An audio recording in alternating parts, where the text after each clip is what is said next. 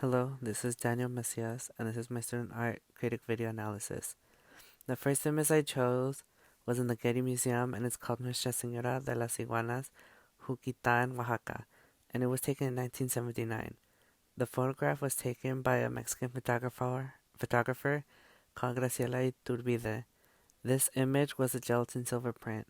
When Iturbide first started taking photographs, she focused on the everyday life in Mexico City.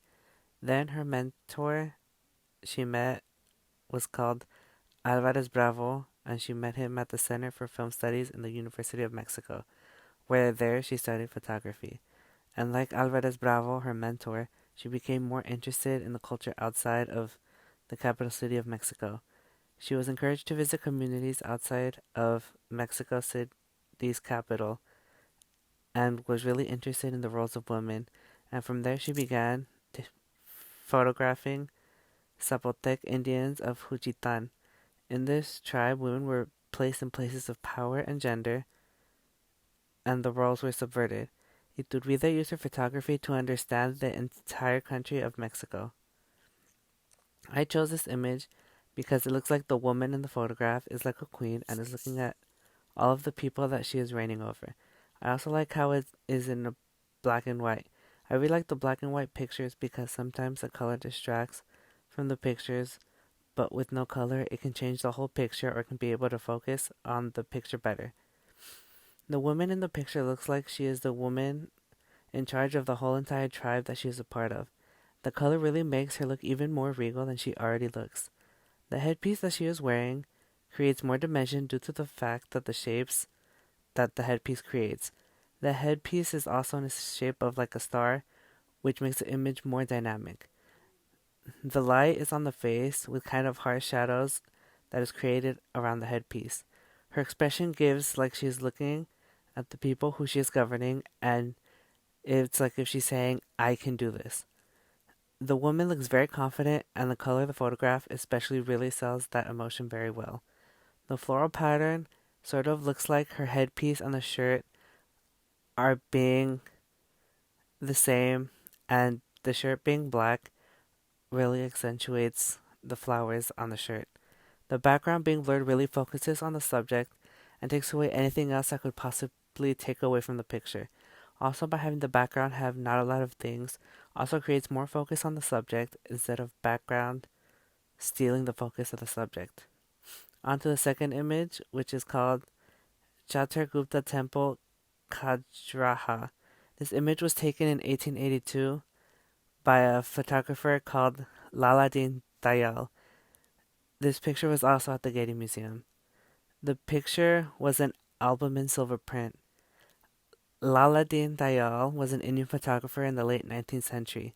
He began pursuing photography in the 1870s. In India, Dayal was considered as the first Indian photographer to earn international renown for his pioneering work in the field of photography in the subcontinent. Great Britain had brought photography to India in the 1840s, and the first photography schools were established in the mid 1850s.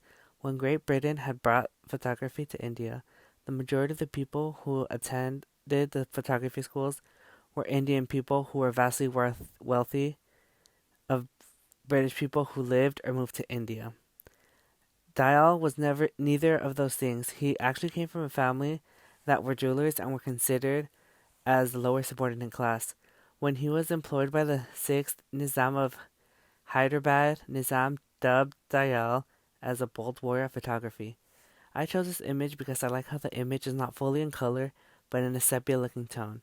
The sepia tone makes it look like the image was actually a painting instead of a photograph. The color makes the photograph look like it was printed on an old piece of paper, which makes the picture look like an antique shot. The background being empty makes the temple the only important thing in the shot, unlike if the background had birds or clouds or trees. The bottom of the photograph has like a fence wall type thing that looks like arrows pointing up. This wall looks like it is making the viewer look up above it, which is the tower. Also, the lines of the wall draw even more attention to the temple itself. The horizontal lines of the temple look like they are blocks stacked one on top of the other. Also, by the temple having horizontal lines and vertical lines, it creates a more dynamic shape rather than the image looking flat. This picture looks also very minimalistic. There's not really a lot of distracting elements in the whole picture. The sky has more than one color to it, even though it is really hard to tell, and that creates a little bit of depth in the sky. The light and the shadows really help the temple in the picture look three-dimensional. If there were no shadows casted by the different parts of the temple, it would look like a flat object. However, since there are parts of the temples that cast shadows, it brings more dimension to the temple, and it also creates more depth to the temple like it has layers. Also, the light and the shadows of the temples make the temple look more interesting. Having shadows that are different shades also shows which way the sun was or which part of the temple is close to the sunlight and how some parts are more in deeper or more sticking out than others. Thank you, and this has been my presentation.